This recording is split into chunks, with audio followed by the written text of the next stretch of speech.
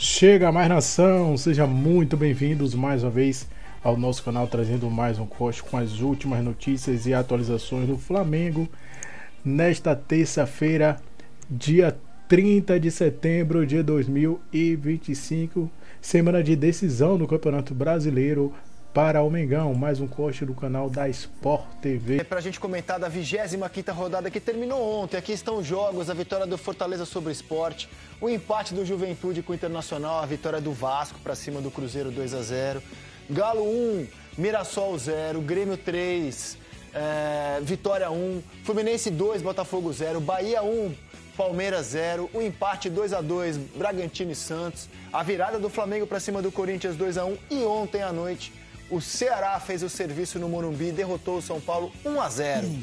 Roger Flores, Jéssica Sescon e Maestro Júnior são os debatedores do Seleção que começa agora. Tudo bom, Maestro? Tudo bem, André. Bem-vindo, hein? Boa tarde a você, Jéssica, Flores, pessoal que está com a gente. Tem 3 resultados aí dessa última rodada que fizeram boa impressão. A vitória do Vasco em casa, com autoridade. A vitória do Bahia, né, sem Jean Lucas. Lembrando disso, né? O Bahia jogou sem o Jean Lucas, que é um jogador importantíssimo. E a virada do Flamengo em cima do Corinthians, depois de um primeiro tempo realmente que nem parecia o time dirigido pelo Felipe Luiz. O Corinthians também não parecia o Corinthians do Campeonato Brasileiro de tão bem que jogou no primeiro tempo. Então, de tão bem que jogou. Os 40 minutos. Vamos juntar as duas coisas. Os 40 minutos feitos pelo comprometimento tático, atuações individuais do Corinthians. Os 2 laterais jogaram, o Mateuzinho e o Bidu jogaram o que não jogaram até agora no campeonato. É lógico que você joga contra o líder do campeonato, existe uma motivação além do normal. Ainda mais jogando em casa com o público todo que estava. Mas depois que o Felipe deu 2 ou 3 ajustadas no time, já no final do primeiro tempo, em 5 minutos o Flamengo criou 2 ou 3 jogadas, chamou a atenção. Esse é o tipo da vitória que te dá mais moral ainda. Eu estava comentando com o Ricardinho, nós fizemos o jogo no Premier com o Paulo. É difícil quando você olha um banco e você olha outro. Faz uma diferença, mas muito grande. Ele colocou Danilo e Alexandro, né? Logo no intervalo. Eles entraram. Acabou de arrumar o time, entendeu? Aí depois você bota Luiz Araújo, você bota Plata. Jorginho. O Jorginho entrou quase lá no Carrascal. Finalzinho. Não, Carrascal, eu sempre achei, desde esses reforços que vieram, 2 ou 3 vezes que ele participou, pouca coisa da qualidade dele. Não tinha nenhum grande conhecimento. Mas chamou muita atenção a atuação dele. Não é só a parte técnica. A parte técnica a gente vê que ele realmente é um cara que tem uma parte técnica apurada. Mas a conscientização tática, ele jogou... Primeiro começou jogando pelo lado direito, um pouquinho fechando para dentro. Aí depois começou a jogar mais aberto no segundo tempo. Quer dizer, esse é um jogador que vai ser importantíssimo nesse final de ano. É uma alternativa, mas muito boa para o Felipe Luiz nessa reta final. E é candidato a craque da rodada. Já adianto e coloco para vocês, convido vocês a votarem nas nossas enquetes nessa terça-feira de gol da rodada e craque da rodada. Você aponta seu smartphone e pode votar. Craque da rodada, primeiro gol da rodada e craque da rodada. Para craque da rodada, a gente colocou o Everson, o Paulo Henrique e o Carrascal como opções. A mesa pode votar em quem quiser, mas para vocês a gente precisa sugerir alguns nomes. Sugerimos esses 3. Everson fechou o gol na vitória do Galo, o Paulo Henrique foi o melhor em campo e fez um dos gols da vitória do Vasco sobre o Cruzeiro. E o Carrascal, gol e assistência. O gol do Ryan. E o Carrascal, o Maestro já disse aqui, deu 2 assistências para os 2 gols do Flamengo. Vamos agora aos gols da rodada para que você possa votar, lembrando deles, vendo a imagem. O Maestro antes comentou de 3 partidas que foram destaque da rodada, concordo com o Maestro. E já vou adiantar mais uma, que é a vitória do Ceará no Morumbi. Foi uma vitória histórica para o Ceará, de um time que está mais equilibrado nessa segunda parte do campeonato, que vem tentando almejar coisas maiores no campeonato, sofreu um pouquinho no início, oscilações naturais de uma equipe que precisa buscar esse espaço, mas conseguiu uma grande vitória diante de um São Paulo que passa por muita dificuldade, uma crise muito grande, e hoje tenta comunicar para o seu torcedor por que ele não está mais vendo o São Paulo tão forte. E achei isso bem impactante para o cenário do São Paulo, né? A gente vive momentos em que o peso da camisa e uma história vitoriosa não são mais suficientes para fazer um time ser vencedor. precisa muito mais. Precisa ter dinheiro hoje no futebol, em primeiro lugar. Gestão austera, uma gestão que consiga trazer novas rendas e me parece que é isso que o São Paulo está buscando. Ainda tem outras coisas que influenciam, né? Quantidade de lesões, enfim, a gente vai discutir mais à frente. Mas como é um momento singular do São Paulo, uma equipe muito vitoriosa, talvez a mais vitoriosa, ou pelo menos no top 3 das mais vitoriosas do país, e hoje precisa falar para o seu torcedor, olha só, hoje a gente tem que focar em cuidar das nossas contas, a gente vai sofrer, talvez ficar fora da Libertadores, talvez cair fora dos campeonatos, não está disputando o título brasileiro, e a gente está falando de um São Paulo. Como isso é impactante. Mas eu digo assim, as equipes que ainda não conseguiram se alinhar a esse novo futebol moderno que exige grana, elas vão ter que passar por esse momento que exige dor, sofrimento, mas para colocar o time nos trilhos para voltar a ser competitivo. Pegando seu ótimo gancho, eu não me conformo porque você tem um exemplo prático no futebol brasileiro de um clube, aliás, dois, né? Mas vou citar o Flamengo, que se levantou das profundezas do inferno das dívidas, né? Que era o Flamengo, antes da gestão Eduardo Bandeira de Mello, desse grupo político, que embora hoje eles sejam adversários, ia falar inimigos, mas são adversários e também inimigos, né? A gente sabe. Mas eles emergiram como um grupo político. E eles deram a receita. Só que é uma receita que não é da noite para o dia. Ela demora alguns anos. É isso. E como dizia o Pedrinho, hoje presidente do Vasco, numa frase ótima que ele cunhou aqui nessa bancada, ele falava assim, todo mundo quer o 2019 do Flamengo. Ninguém parece disposto a passar o 2013 a 2019. Foram 6 anos para o Flamengo se reerguer. Talvez outros clubes demorem um pouquinho mais, um pouquinho menos, depende da dívida que você tem, de quanto você consegue arrecadar. Mas não tem mágica. Você dizia que era impossível pagar aquela dívida, né? E foi paga. Não tem mágica. Você precisa cortar, você precisa economizar, fazer um planejamento. Então, assim, me parece muito óbvio quando você olha a situação... 14, 15, 13 rodadas. 25, né? Porque tem gente com 24, tem gente com 23 jogos. Então, eu acho que 15, 14, 13 rodadas, tem muita rodada pela frente, muita água vai passar por debaixo dessa ponte. Palmeiras e Flamengo vão brigar até o final do campeonato por esse título. O Cruzeiro está aqui atrás tentando ir e chegar numa reta final ainda em condição de ser o campeão também. Então, não tem como cravar nada nesse campeonato brasileiro. Essas 3 equipes estão muito bem treinadas, são muito competitivas e eu tenho certeza que vão chegar no final e a gente discutindo. Essa rodada vai ser quem? Aquela rodada vai ser quem? André, vou voltar. Para quem tem 25 jogos, né, vai iniciar a 26ª com os 25 jogos, faltam 13 rodadas, mas para o Flamengo, por exemplo, faltam 14. Para o Fluminense tem 2 jogos. 15 para o Fluminense. Para o Palmeiras, faltam 15, exemplo do Você Fluminense. lembra da minha teoria dos 8... né? Que são 3 períodos, né? São 38 rodadas, né? Mais ou menos você divide em 13, 12 e 13. O que vai definir é exatamente agora que a gente começa. Que quem está lá embaixo, que conseguir engatar uma série de vitórias nesses últimos 13 jogos, dá aquele salto de qualidade para poder chegar, vamos dizer, para a manutenção do rebaixamento. E ao contrário exatamente do... É lógico que os 3 que foram citados, né, Palmeiras, Flamengo e Cruzeiro, pelo fato de estarem desde o início do campeonato lá em cima, a probabilidade é que eles continuem brigando. Mas nada impede que alguém lá de baixo também, apesar são 7 pontos, eu acho que tem de diferença. Realmente é difícil, né, pelo equilíbrio que está acontecendo. Mas essas 13 rodadas são aquelas que vão definir rebaixamento e campeão. Isso aí não tem dúvida. Bota a classificação pra gente depois da vitória do Ceará, que fechou a 25ª rodada. A gente tem hoje claramente 3 candidatos ao título. E se na quinta-feira o Flamengo derrotar o Cruzeiro... vamos tirar a enquete, por favor, pra gente visualizar a classificação. Se na quinta-feira o Flamengo derrotar o Cruzeiro, o Flamengo vai abrir 7 pontos pro Cruzeiro, tendo um jogo a menos. Me parece que aí o Cruzeiro passa a pensar em Libertadores. O título vai ficar muito difícil. Só que o Cruzeiro pode ganhar o jogo também e reacender tudo. Opino também que a zona do rebaixamento vai se desenhando. Acho que ela vai se desenhando com quem já está lá. Já são 5 pontos. E eu digo isso porque o Santos está crescendo com o Vojvoda. O Vojvoda ainda não perdeu. São 3 empates e 1 vitória. O Santos me parece hoje sólido, não sólido para arrancar, mas sólido para não cair, na minha opinião. Então, assim, eu hoje diria que a zona do rebaixamento está se desenhando. O Ceará deu um salto, a gente vai ter algumas brigas intensas aí. Por exemplo, vaga da Libertadores, que hoje são 4 diretas, né, via Campeonato Brasileiro. Se Palmeiras ou Flamengo ganhar a Libertadores, passam a ser 5. Né? Se o Cruzeiro ganhar a Copa do Brasil, passam a ser 6. Mas no cenário de hoje, ela vai do Mirassol, sei lá, até o Fluminense, ou alguém que possa subir. O Grêmio está subindo muito, né? O Grêmio, nas últimas 3 rodadas, somou 2 vitórias e um empate. Mudou de página. Vasco e Corinthians também estagnados ali. O Ceará também, com as últimas rodadas, acho que deu uma boa escapada. E eu opino que a zona do rebaixamento está desenhada. Galo Só e Inter ali. Cara, mas é que assim, o Galo ele tem 23 pontos. Aliás, o Galo tem 23 jogos.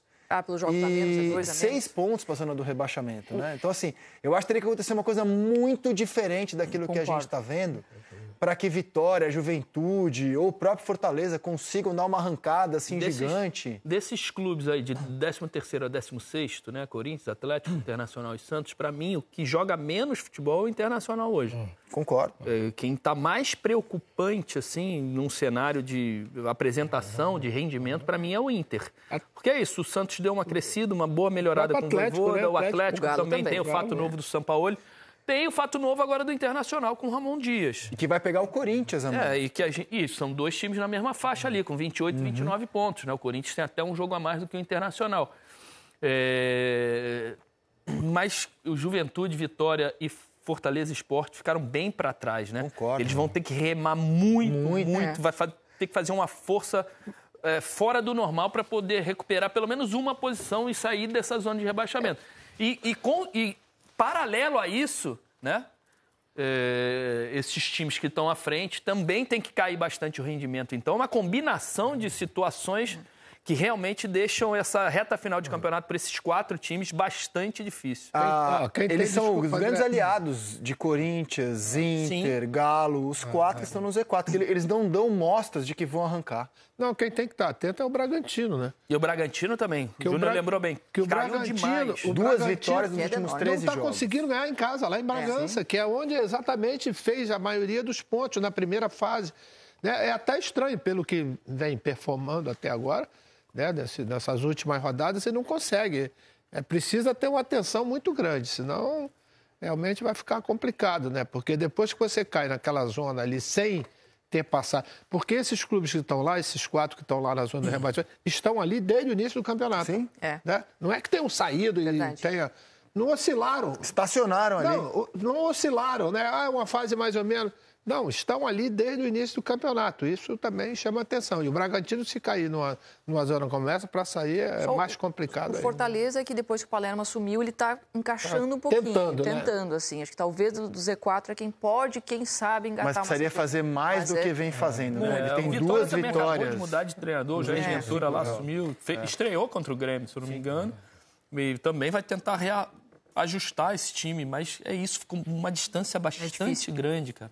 A gente tinha que dar uma olhada, lógico que agora nem vale a pena, serão os confrontos diretos dessas equipes, né?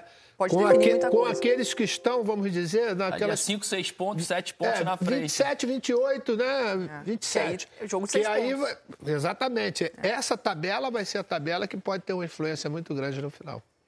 Nessa rodada não tem confronto direto entre eles, né? Hoje, por exemplo, o Juventude abre a 26ª visitando o Galo, jogo duro para o Juventude, no 7º jogo de Jorge Sampaoli. Vamos falar da vitória do Ceará? Já tem 7 jogos do Sampaoli? Já, somando Sul-Americana e... Vários.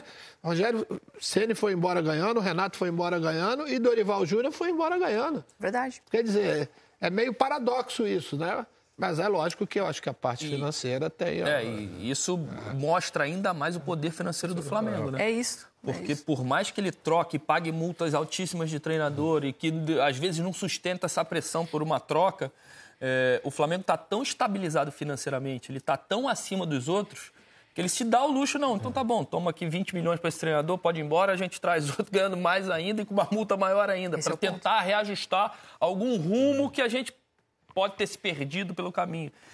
Pô, essa é a diferença do Flamengo hoje em dia. Hoje, exatamente, A gente tem 1 ano de Felipe Luiz como treinador do time profissional do Flamengo. Hoje, exatamente. Há 1 ano, ele assumiu o Flamengo para dirigir a equipe contra o Corinthians. Numa semifinal de Campeonato Brasileiro, ele já assume fazendo mudanças profundas no time. O Wesley vira titular da direita, o Rossi, que não jogava as Copas, era o Matheus Cunha, vira o goleiro, o Léo Ortiz vai para a zaga e o Gabigol, que não era utilizado pelo Tite, entra no time. Essas mudanças foram cruciais para o Flamengo, logo depois de 4 jogos, conquistar o primeiro título da carreira desse treinador. 1 ano de Felipe, maestro. Eu acho que o Felipe, na verdade, ele queimou etapas nesses 365 dias no comando, coisa que é muito difícil para um jovem treinador, uma promessa de treinador, entendeu? Queimar. Eu acho que pelo fato dele ter planejado a sua carreira, dele ter começado a carreira da forma mais importante, que foi através do Sub-17, depois pulou para o Sub-20, tem as suas ideias totalmente... É um Mundial Sub-20, né? Totalmente pré-estabelecidas, a sua mentalidade de jogo, a sua ideia de jogo, eu acho que ela cada vez se reforça mais, tem os seus erros, naturalmente, como a gente encontra em qualquer jovem treinador que seja promissor. Mas acho que esse fato dele ter queimado muitas etapas que todos, mais ou menos na sua idade, não queimaram, coloca ele realmente independente até mesmo das conquistas, né? Mas eu acho que o fato de comportamento da equipe, como ela joga, realmente, em vários momentos a gente vê a equipe jogando um futebol que dá prazer de você assistir. Tem seus momentos de oscilações, né? Principalmente quando tem os problemas de contusões e desgaste de jogadores, mas tem a seu favor o fato de ter um elenco que lhe dá muitas alternativas. Eu acho que nenhum de nós tem dúvida de que o Felipe, em bem pouco tempo, vai ser um daqueles treinadores que a gente vai estar pedindo para ser o treinador da seleção brasileira, por esse primeiro ano que ele demonstrou exatamente à frente de um time que é difícil, né? De um clube que é difícil, que tem uma exigência muito grande. Basta 2 ou 3 jogos, né? Já não sei o quê, tá aí, começam a colocar agora. E ele mantém a sua linha de trabalho e mantém a forma desde quando ele começou em agosto. Basta pensar que ele esteve a uma disputa de pênaltis de hoje ser muito questionado. Se o Flamengo cai para o Estudiantes, hoje certamente o papo seria um balanço da era Felipe Luiz. Como é que pode cair para o Estudiantes? O resultado ele condiciona tudo, né, André? Mas isso entra dentro daquilo que a gente estava falando dos mata-matas para os times que não têm o poder financeiro nem a estruturação que o Flamengo tem. Se vale para os times que estão num patamar hoje abaixo, não de história, mas de estrutura e a cobrança de acordo com... Vale para quem também está lá em cima. Ele pode perder na Copa. Porque é isso, né? Acontece, a distância, no mata-mata acontece. Já nos pontos corridos, o que acontece? A probabilidade de ter sucesso. E o Flamengo sempre colocou, nesse ano, o Brasileirão como prioridade, né? Deixou isso muito claro, que o Brasileirão era prioridade. Os números do Felipe são impressionantes, assim, muito mais que os resultados, porque poderia ter sido eliminado, né, na Copa da Libertadores. Agora, os números são impressionantes, 74% de aproveitamento é altíssimo, é aproveitamento de equipe campeã de pontos corridos, né? Assim, agora, o Felipe, ele teve, não acho que foi sorte, acho que foi uma escolha de carreira, de começar num sub-20 do Flamengo e construir sua carreira ali no Flamengo inicialmente, porque o Flamengo é a equipe do Brasil que consegue entregar para ele jogadores inteligentes e muito técnicos para fazer em campo o jogo que ele gosta. Talvez se ele tivesse começado num time com menos recursos e que não oferecesse jogadores deste patamar tão gigante, ele tivesse um pouco de dificuldade, porque as referências do Felipe Luiz são treinadores excepcionais da Europa, que exigem um jogo muito mais rápido e mais inteligente de ser jogado do que as nossas referências brasileiras estão acostumadas, assim, algumas, né, gente? Mas, assim, então, como ele tem essas referências e ele quer impor esse jogo que é extremamente pensado, ele tem que ter essas peças para executar. E o Flamengo oferece para ele essas peças. Então, a partir disso, eu acho que provavelmente já tem muito time europeu de olho no Felipe, para ver o que vai acontecer com o Flamengo esse ano. Então, vamos ver no final do ano o que vai acontecer, sabe? Não sei se ele planeja continuar no Flamengo ou não, para o Flamengo seria muito bom. Mas é um cara que vislumbra a Europa e ele tem condição de buscar espaço lá. Vamos ver o que o Felipe falou hoje. Ele foi homenageado, recebeu uma placa pelo ano à frente do Flamengo É engraçado isso, né? O Felipe está recebendo uma placa por um ano. Então, quantas placas a gente tinha que dar para o Abel Ferreira? Né? Verdade. Né? Ele recebe também. Também. Não, lógico que recebe. Mas, por exemplo, o reconhecimento é pouco. Para nossa ideia de futebol, é pouco um ano o cara somente à frente. Lógico, com tudo isso que ele fez, porque está estreando, vamos dizer, como treinador. Mas me chama a atenção, principalmente, esses 6 anos, né, do Abel, do trabalho que foi feito, Isaac, desenvolvido. Para mim não é surpresa nenhuma esses números do Felipe e esse repertório que a gente tem dele durante esse 1 ano de aproveitamento à frente do Flamengo, com 74% de aproveitamento. Eu acho que desde quando ele jogava futebol, ele sempre foi um cara diferenciado, ele sempre foi um cara que buscou se aprofundar no assunto, que estudou, que se formou, que fez os cursos específicos para treinador de futebol. Obviamente, com tudo que ele conquistou no Flamengo, ele entendeu e inteligentemente aceitou começar a carreira dele, a trajetória dele no Sub-17, até porque pela força dele dentro do Flamengo, pela idolatria que o torcedor tinha com ele, para esses momentos turbulentos que o Flamengo passa, que não pensa 2, 3 vezes que troca de treinador, ele sabia que esse percurso até chegar ao profissional não ia ser longo, que ele ia passar por processos no Sub-17, no Sub-20, mas que a caminhada dele não seria tão longa assim até chegar ao profissional. E aí, quando ele chega no profissional, ele com toda essa bagagem que eu já falei, né, de estudo, de conhecimento, de aprofundamento na matéria, de ser um cara diferente quando jogava, que dentro de campo ele já orientava os companheiros para ter um posicionamento melhor, para ter uma leitura melhor tática dentro do jogo, para mim não é surpresa nenhuma. Acho que a caminhada dele é impressionante até aqui. E vai continuar sendo. Eu acho que ele vai galgar espaços maiores, que ele vai ter grandes oportunidades na vida. A Jéssica disse aqui que as oportunidades vão aparecer para ele na Europa. Já apareceu. Acho que foi o Fenerbahçe agora que fez uma proposta e ele não aceitou, o Flamengo não aceitou. É que a Europa e Europa, né?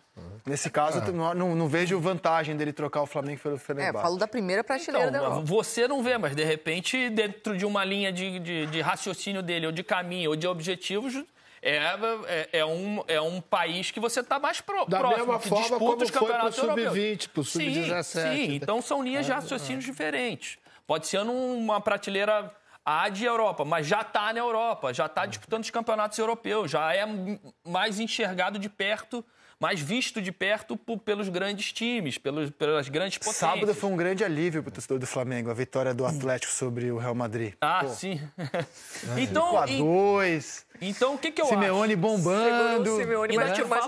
Ainda te falo mais. Se o Felipe assume um mesinho antes... no ano passado, eu duvido que o Flamengo ia ficar fora pro Peñarol naquela quartas de final de Libertadores. Duvido que o Flamengo ficaria fora pro Peñarol. Obviamente, na semifinal ia pegar o Botafogo. Aí era outro patamar de briga. Mas pro Peñarol o Flamengo não ficava fora. Mas, seguindo no raciocínio, acho que o final do ano tá chegando. O Flamengo tem grandes chances de brigar aí Libertadores, de conquistar 2 títulos, né? Libertadores e Campeonato Brasileiro.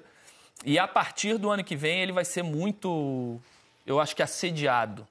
Tanto por clubes europeus e pós-Copa do Mundo, se o Brasil não ganhar, porque parece que o Ancelotti ele gostaria até de ficar se o Brasil ganhar, à frente da seleção brasileira, mas se o Brasil não ganhar, eu acho que a seleção brasileira vai fazer uma proposta e os clubes europeus também. Mas eu acho que a linha de raciocínio dele é permanecer em clube ainda, né? A CBF hoje... Tem um debate na CBF hoje. Vou adiantar essa notícia pra você. Mas você falou que não podia, cara. Não, essa eu posso. Quer dizer, posso, sei lá, essa eu vou adiantar. Há um debate na CBF, um debate. Já está posto à mesa. De oferecer um contrato ao Ancelotti antes da Copa do Mundo. Para ele poder fazer um ciclo. Independentemente do que acontecer na Copa do Mundo. Há um debate, não há uma decisão tomada. Há um debate na CBF se ela não deveria oferecer ao Carlo Ancelotti, já que ele está tão feliz e ela está tão feliz com ele, Até agora deu match absurdo essa relação. Porque ele chega lá, ele cuida de tudo, ele tem uma visão absurda, né, de futebol mundial. E há um debate hoje já na mesa se ela não deve oferecer ao Carlo Ancelotti a chance dele fazer um ciclo inteiro de Copa do Mundo. Então, a ver qual será a decisão tomada. Essa é uma ideia excelente. Eu queria voltar só Isso aqui, mestre, é ele no colo do pai dele, tá? Só para quem viu a imagem e ficou na dúvida. O Felipe no colo do pai. Eu acho que é o avô, desde tá? Criança. Eu acho que é o avô, porque ele fala sempre do avô. Avô. Ele sempre falou que ele herda a paixão pelo Flamengo do avô. Tem razão. Que ele ganha uma carteira do Flamengo. O pai também é Flamengo, mas na foto é o avô. É isso. Não, o que o Roger falou a respeito, também eu acho que a única surpresa que eu tenho a respeito do Felipe Luiz é todo esse período que ele queimou etapas que para você chegar a 74% de aproveitamento, você precisa já ter uma bagagem muito grande. Sim. Né? É somente isso. Surpresa que ele seria um bom treinador, isso acho que a dúvida não tem. Ele queimou etapas de treinadores com a idade dele que chegaram para tomar conta de um time tão grande, exatamente pelas razões que o Roger falou. É dentro do clube, já era um braço direito de todos os treinadores que passaram ali. Tem um respeito muito grande, né? Sobretudo pelos companheiros, porque é difícil você, quando é companheiro, quando você é comandado e você vira comandante desses caras que jogaram. Você viveu isso, né? Exatamente. Se você não estiver preparado, como ele estava, muito bem preparado para aquele momento, tanto que na primeira coletiva ele já fala isso, ó, amigos, acabou aqui. Eu vou tomar decisões que vou contrariar. É muito difícil isso, e ele conseguiu isso com altivez e principalmente com o respeito de vários, praticamente todos os jogadores, né? Botou gente no banco que ficou ali sem reclamar, mas exatamente pelo conhecimento, pela competência e pelo... Me parece não, eu tenho a certeza que ele é um cara extremamente correto e justo. Né? E o treinador e os jogadores adoram quando você tem um cara que é justo. Que te fala a verdade, né? Que não olha tem no teu olho e te fala a verdade. E lembrar que ele passou por algumas crises, né? A do Gabigol. Quando ele assume o Flamengo, tinha toda aquela crise com o Gabigol. O Gabigol passou por um ano difícil no ano passado, tinha um monte de polêmica envolvendo. Ele conseguiu ir apaziguando e resolvendo. Tem que ter uma parte de mistério. Ele tá fazendo. Daqui a pouco ele para. A gente pode revelar até a 34ª. Ah, mas eu tenho a senha. Eu achei que fosse antes. Do computador ali, ó. Eu achei até que fosse antes. A partir daí, nem você, Bruno. Pegue bola de prata. Eu mudo a senha. Você muda a senha. Então vai, mostra aí pra gente. Vamos lá, então... Você quer ver viralizar esse quadro? Felipe, vamos fazer o seguinte, a gente sobe no YouTube. Eu, Jailson e Dom, que a gente senta ali, cada um com uma caixa de ovo na mão.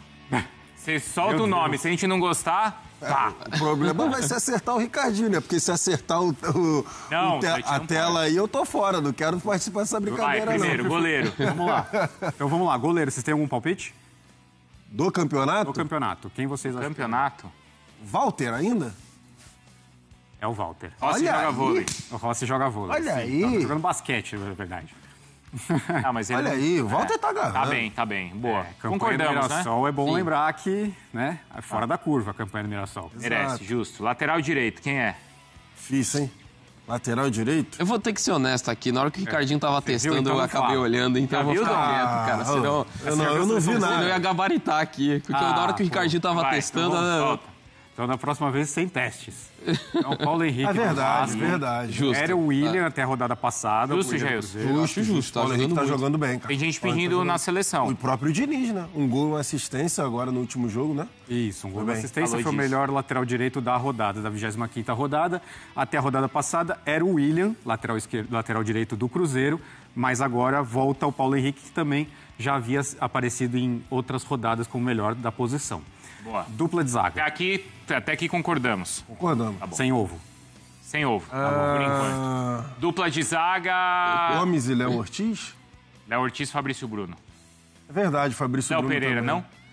Eu acho que mais Léo Ortiz e Fabrício Bruno. Eu acho que é mais o Léo Ortiz Vocês do que o Léo falaram os Pereira. 4 primeiros colocados, tá? Olha lá, hein? Mas esses que vocês falaram. Léo Ortiz, Léo Pereira, Fabrício Bruno e Gustavo Gomes. Isso, esses são os Tamo 4 bem. primeiros. A gente tá... Léo Ortiz e Fabrício Bruno. Justo. O Léo Pereira é o terceiro, o Gomes é o quarto. O Gomes é o jogador mais próximo do Palmeiras a pintar aqui entre essas até agora das posições que apareceram aqui, é o que mais parece do Palmeiras mais próximo. Agora não tem ninguém do Palmeiras. Até agora não. Tá bom. Lateral esquerda. Reinaldo. Tem bastante gol, Pode né? ser o Reinaldo. Juba, talvez? Juba também é um... Juba, mas é o King Naldo. Oi?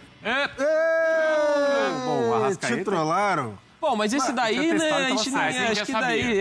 Isso a gente já sabia também. Agora, vamos ver onde é que tá o lateral. Ih, rapaz, agora é saber onde tá o Você final. sabe onde é que tá o lateral? Não sei o que aconteceu, porque eu testei isso daqui antes, estava certinho.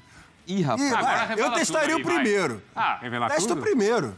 Vai, testa volante. um aí, vamos ver, vai. Deus. É o ovo, hein? Tá certo. Não, e o lateral esquerdo? Não, calma, que é o volante. Não, o lateral esquerdo eu imagino que esteja Lucas Romero, aqui. primeiro volante. Boa. Outro volante? Não, ele é o único volante. Só tem um? Ele é o único volante. Agora tem 2 meias. Não tem 2 meias? Matheus Pereira? Não, lembrando que as posições do Bola de Prata, desde o ano passado, elas vão de acordo com a pontuação dos jogadores. Então, peraí, tem um volante e 2 meias. Um meia é o... Não, tem 3 meias. Tem 3 meias? Tem 3 meias e 2 atacantes. Matheus Pereira. Tá. 2 atacantes só. Tá bom, Matheus Pereira tá. Agora eu não sei se eu vou acertar, se eu vou errar, mas enfim. Alan Patrick. Ovo. Aí é ovo, hein? Aí é ovo, desculpa. O Alan Patrick. É ovo pelo meu erro ou pelo Alan Patrick? Eu acho que Porque o Alan Patrick caiu de produção, né? Não, caiu de produção. Sim, mas é do campeonato inteiro. Vamos lembrar que o Bola de Prata premia a regularidade desde a primeira rodada. A primeira rodada vale tanto quanto a 38ª. Jean Lucas, não. Não. Jean Lucas é como volante. Não tá. Não. Vamos lá, agora eu imagino que vai aparecer... Jorginho também o Jorginho não tem o mínimo de jogos. Não tem. Não. Então tem que lembrar disso também. Jorginho, Saúl, né? Saúl também é outro que não tem o mínimo de jogos. Andrés Pereira. Andrés Pereira não terá. Não terá? Não terá. O Andrés Pereira tá fora da briga. Oxi. Não vai ter o mínimo de jogos. Tem o mínimo de jogos, né? O mínimo de jogos é metade do campeonato, metade das rodadas disputadas. Qual é o mínimo? Tu já quer o Andrés Pereira na seleção? Perguntando. 50% das rodadas, então no final do campeonato vão ser 19 jogos. O Andrés Pereira, ele estreou na 23ª rodada. E o Palmeiras tem 2 jogos a mais para fazer. No máximo, ele vai ter 17 partidas. Então já não deu para ele. Então não tem como chegar ao mínimo de jogos. O Andrés Pereira não é um dos candidatos. Faltam os atacantes agora? Vamos lá, eu acho Reinaldo? que é o lateral esquerdo, hein? Vamos ver. Só inverteu aqui. Inverteu com a É que a gente imaginava, né? King Naldo. Agora sim, 2 atacantes. Caio Jorge. Até agora ninguém do O Bahia, Juba hein? é o segundo, Ricardinho? Ninguém do sabe? Bahia até agora. O Juba é o segundo. Verdade. Ninguém do O Bahia. Juba, aliás, o Reinaldo entrou nessa rodada. Era o Juba até a rodada passada. Entendi. No meio de semana, o Juba teve um gol contra, isso prejudicou ele, contra o Vasco, na derrota por 3-1. O Reinaldo não foi bem nessa última rodada, mas essa questão do gol contra do Luciano Juba, ele também não fez uma grande partida contra o Palmeiras, com isso o Reinaldo passou ele. Até agora tem 2 jogadores do Flamengo e 2 do Mirassol. Isso. E 3 do Cruzeiro. Nenhum do Bahia. E vai ter mais um do Cruzeiro. Nenhum do Palmeiras. E vai ter mais um do Cruzeiro. Vai ter o Caio Jorge também. Vai ter mais um do Cruzeiro. Aí o Jorge não tem como ficar fora, né? Tá. Sim. Justo. Tá faltando um? Um atacante. Um atacante? Isso. É o do Malvado. Quem? O Pedro. Pedro? É o Pedro. Boa. Então, nesse momento, nenhum jogador Flaco do não, Palmeiras... Não, o atacante mais próximo do Palmeiras a entrar é o Vitor Roque. Ele tá 0,15 atrás do Pedro. É muito próximo. E o Chico da Costa? Uma rodada pode passar. Tá perto? Quem? Chico da Costa? Não, tu falou O Chico sério. da Costa também não tem o mínimo de jogos. Não, né? Não, também chegou depois, então o Chico da Costa não tem o mínimo de jogos. O Palmeiras, nesse momento, não tem nenhum representante na seleção. O técnico é o Felipe Luiz.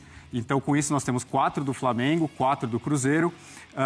O Palmeiras, se não tiver nenhum representante, vai ser a primeira vez desde 2015 que o time não tem nenhum representante. O Palmeiras, nessa sequência, está com 9 anos seguidos, tendo pelo menos um jogador na seleção do Bola de Prata. O recorde, o time que mais conseguiu anos seguidos encaixando jogadores na seleção, foi o Grêmio. Entre 2008 e 2018, teve 11 anos seguidos tendo algum representante. O Palmeiras está vivendo, neste momento, uma sequência de 9 anos seguidos com representantes. E o mais perto de entrar, você falou, é o Gustavo Gomes. E o Vitor Roque, o Flaco? O Flaco, é difícil tirar o Pedro e o Caio Jorge. Não. Então, acho que o Caio Jorge é o mais difícil. O Pedro Jorge, não tanto. sim. E o Flaco, no início do campeonato, pesa, né? Então, é isso. Esse é o problema. o Vitor Roque e o Flaco não tiveram um começo de campeonato tão forte assim.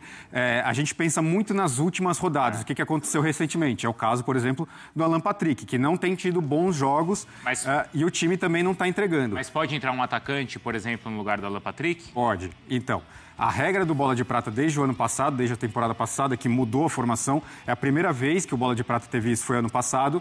A gente tem, no mínimo, um jogador e, no máximo, 3 entre volantes, meias e atacantes. Então, isso daí vai depender da pontuação dos jogadores. Nesse momento, os 3 melhores meias, Arrascaeta, Alan Patrick e Matheus Pereira, eles têm pontuações acima do segundo colocado e do terceiro colocado dos volantes. Entendi. E do terceiro colocado dos atacantes. Ah, legal. Se o Vitor Roque, por exemplo, chegar na pontuação do Alan Patrick, do Matheus Pereira, o Arrascaeta é o melhor do campeonato. Se ele atingir a pontuação do Alan Patrick ou do Matheus Pereira e o Pedro estiver acima deles, entram 3 atacantes e saem um dos meias. Entendi.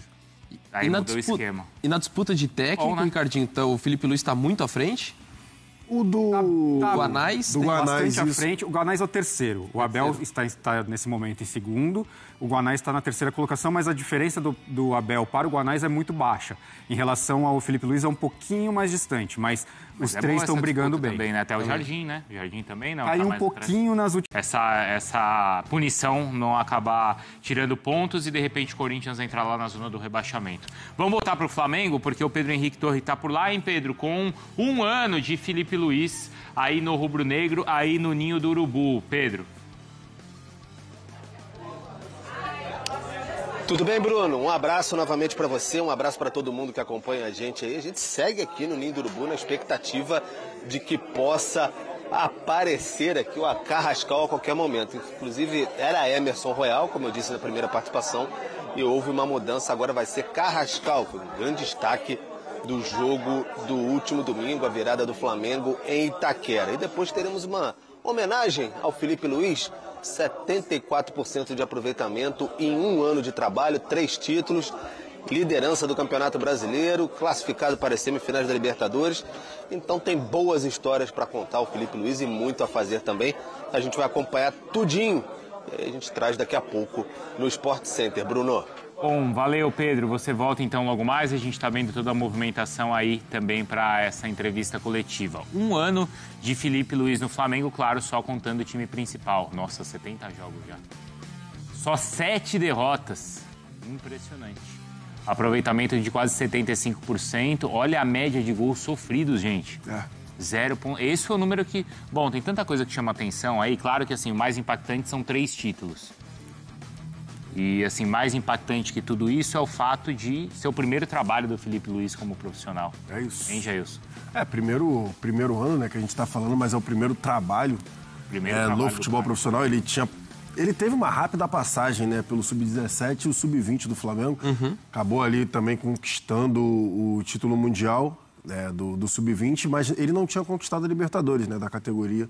Foi herança ali dele, né? E ele acabou conseguindo a conquista do Mundial Sub-20 também. Mas assim, a gente está falando de um primeiro ano do cara como treinador de uma equipe profissional. Ele já pega o Flamengo e ele falou desde o início, né?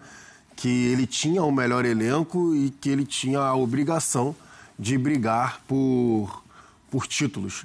E aí eu lembro também daquela semifinal contra o Corinthians, né? A expulsão da Copa do Brasil.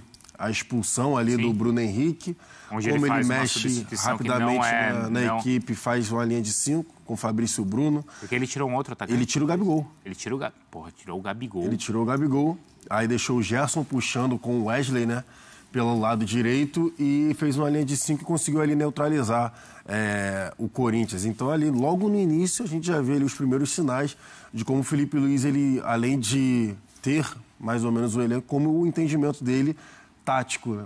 E aí, enfim, aí veio o título da própria Copa do Brasil em cima do Atlético Mineiro, título da Supercopa em cima do Botafogo. O Botafogo também foi aquele momento em que o Botafogo, mas não interessa, né? Não interessa. Era um confronto de rivalidade, ele ganhou bem. Aí a gente está falando de título carioca em cima do Fluminense, a gente também está falando do time, né, que está na primeira colocação do Campeonato Brasileiro e na semifinal da Libertadores. Então, assim, a gente...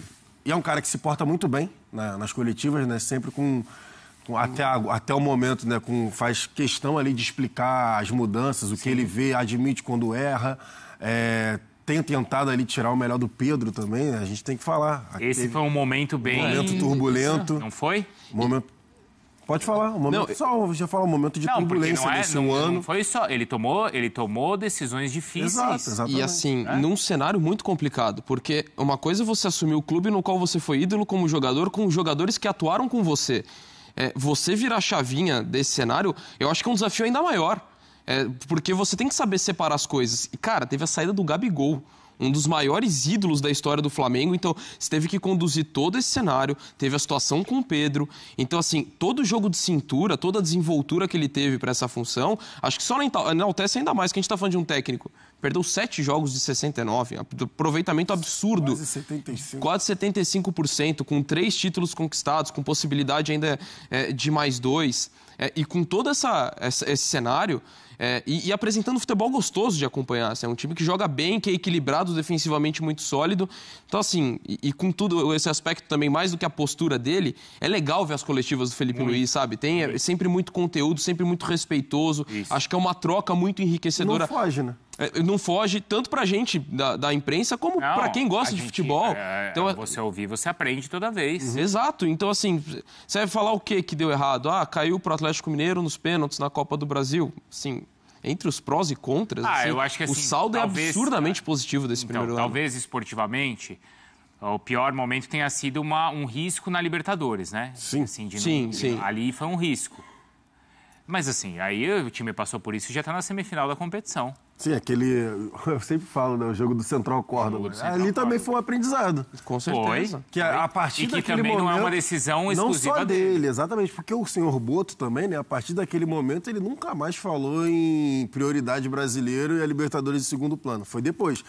Derrota pro Central Córdoba, Maracanã lotado, a torcida pé da vida, xingando todo mundo. Rapidamente eles viraram a chave, não. Os 2 títulos serão a prioridade da equipe aí até o final da temporada e a gente vai vendo, né, à medida que o ano for passando, vai dosando ali, mas nunca mais teve essa questão de poupar 8, 9 de uma vez. Outra coisa, ele perdeu Fabrício Bruno, lá no início, o Gerson, o Wesley. Perdeu o Gerson. E perdeu, por contusão, mas perdeu o Eric também. Mas o Wesley era um cara que foi talvez um dos mais importantes nesse título da Copa do Brasil que o Flamengo conquistou no passado. Ele foi montando, né, com a janela de transferência, ele também foi montando, porque o Wesley, por exemplo, ele mesmo já tinha falado. Se o Wesley continuar... Ainda temos mais notícias para vocês sobre o Flamengo, galera, trazendo novidades para vocês sobre o Mengão, que na quinta-feira, né, vai ter essa partida muito importante pelo Campeonato Brasileiro, briga na liderança direto aí, vai pegar um adversário complicado, a gente sabe, a gente perdeu o primeiro jogo fora de casa, por 2-1, né, no primeiro turno, né, e agora, Flamengo com apoio da nação, com apoio da torcida, com certeza na quinta-feira o Maracanã estará lotado, briga direta pelo título, o Flamengo está com... Depois de 24 jogos, 16 vitórias, 2 empates e apenas 2 derrotas, 54 pontos, 4 pontos na frente do Cruzeiro. Então o Mengão aí vencendo amanhã pode praticamente tirar o título, a expectativa do título do Cruzeiro e arrancar de vez, disparar na liderança do Campeonato Brasileiro. Mas falando já aí sobre o Flamengo, pensando aí na temporada 2026, Boto está na ativa e está em contato com alguns jogadores já avisando aí a partir de janeiro. Então, muito diferente de Marcos Braz, né, que deixava para cima da hora, Boto já está trabalhando. E o sonho do Flamengo para 2026 se trata do atacante Marcos Leonardo, que nessa última janela teve sim sendo especulado, seu nome especulado no Flamengo, mas para a temporada 2026 é real, o Flamengo vai ser firme e forte no mercado da bola para tentar aí essa contratação. Seria um reforço de peso. Marco Leonardo seria um jogador aí que chegaria para brigar juntamente com Pedro.